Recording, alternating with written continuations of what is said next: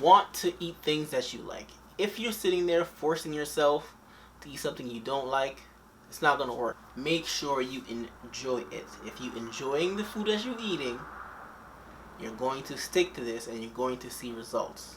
Do not force yourself to eat things you don't like. Good people, if you're watching this, you want to find out how to make a meal plan in 2020, and honestly it's been like this forever, but you know, 2020, we're in 2020, this January. Here's how to make your diet plan, real easy, real simple. So let's get right into it. So first, you want to get a feel for how many calories that you're eating on a daily basis. You want to find out your maintenance. So what that means is you want to find out how many calories you eat that will keep your weight stable, like it doesn't change at the end of the week, it doesn't go up, it doesn't go down. Then, after you do that, you're going to take out maybe 300 calories from that and see how your body reacts. You should start losing weight pretty much easily, especially if you're overweight. You don't always have to track your calories. Like I said, I always track my calories just to be sure, but you don't always have to do that. Once you get a feel for it, you should be good. So don't stress, don't kill yourself. You know what I mean? You don't have to live your life, oh my god, how many calories and everything I eat, one little bite. But you gotta get a feel for it, at least at the beginning, so you know that you're on the right track. Second thing, you wanna get some measuring tools to make it easy on yourself. So you can get little measuring cups and things like that that say 1 cup, 1/2 cup. Find out what a tablespoon is. That will definitely help you. And if I remember to, if I can find the ones I use, I'll link that in the description. But you want those because the simple fact is people underestimate how much calories are in things. So you might take for example, you're eating some white rice. You might take, you know, that big spoon that you use to serve. You might take that and think, oh, that spoon is 1 cup. And then you use the actual measuring tool and you find out maybe you just scooped up 2-3 cups of white rice. So you want to use those to make sure you're getting the right foods, the right amount of food every single time. Next thing, so let's get to how your plate's gonna look like, you feel me? So you wanna have it looking this way, especially if you don't want to track your calories too crazy. You want to make sure your plate looks something like this when you're starting out. So say you have your plate, right? You're going to have the biggest thing on your plate, your source of protein, whether that's, I don't know, chicken breast, fish, and then, you know, whatever protein source you want, lean beef, it's on you, my man. Because remember, you got to enjoy the food that you're eating. We're going to talk about that later. So your plate, your biggest thing on that plate will be your protein source. The second biggest thing will be your vegetable source. So whatever the vegetable is, carrots, broccoli, a mixture of all of them, doesn't matter. Peppers, all that stuff, that's the second biggest thing on your thing. Protein, one, is important because you need protein to help build the muscles as you lift and keep the muscle as you're losing weight. And if you're like very new to this, then you have the high protein, you can gain muscle by losing weight, but that's another thing. And you want to have the vegetables because they're usually high in fiber, a lot of volume, so both those things will keep you full longer, even for way less calories. And the third thing, the smallest thing on your plate is your healthy carb source. It can be rice, it can be potatoes, whatever it is, quinoa, whatever it is, it'll keep you full, it'll keep you energized, and it'll give you that energy that you need to work out in the gym, especially while you're on lower calories. Remember, you're going to keep your protein high, so about 1 gram of protein for your body weight. So I'm like 190, 186, so I usually get 190 grams of protein. Sometimes I go higher, but that's because, you know, I'm at a stage where like I lift a lot, so higher but that's where you want to start. If you're like 50, 100 pounds overweight, start with going to the amount of weight you want to be. So if you're like 300 pounds but you're hoping to get down to 185, you can get 185 to 200 grams of protein, not 300 grams of protein, because that might be excessive. As I alluded to before, you want to eat things that you like. If you're sitting there forcing yourself to eat something you don't like, it's not going to work. That's why I don't usually recommend exactly what to eat specifically, because everyone's different.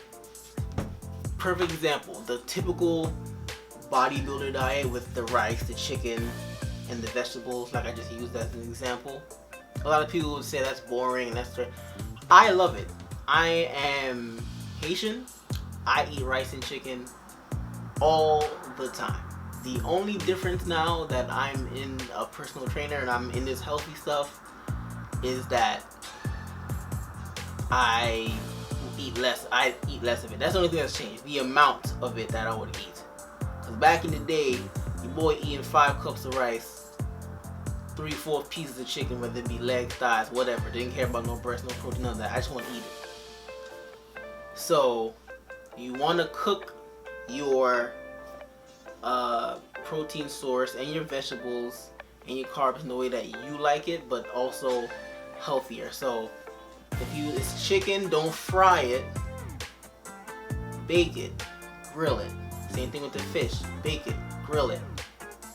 Don't go crazy with like don't fry your vegetables.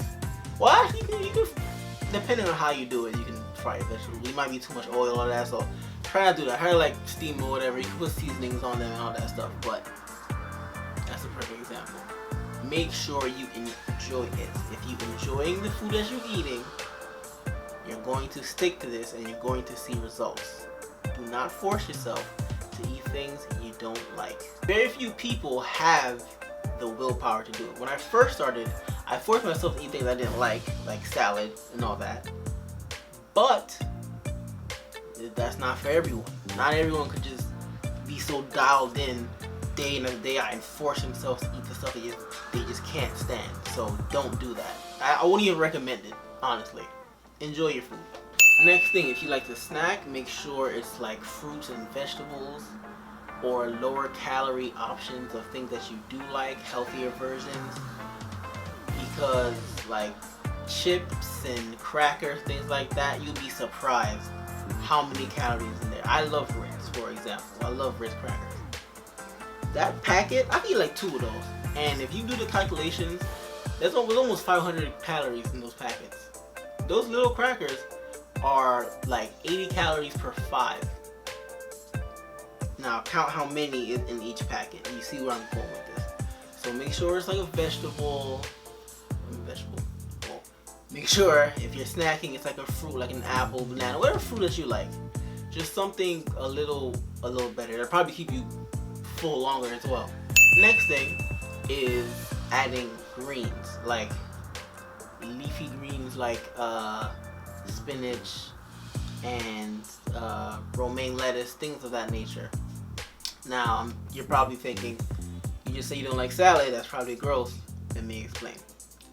Adding those to your meal will A, give it bulk, and B, very little calories. 3, because of that bulk and that volume, keep you full for much longer. Perfect example, say you're making a wrap. Wraps are very healthy. You put grilled chicken in it, put some peppers in there. Now, you throw in some spinach or some romaine lettuce, wrap it up, make sure it's really mixed in with the chicken and the peppers or whatever you put in there. You won't taste the lettuce anymore. It'll taste great. It won't bother you.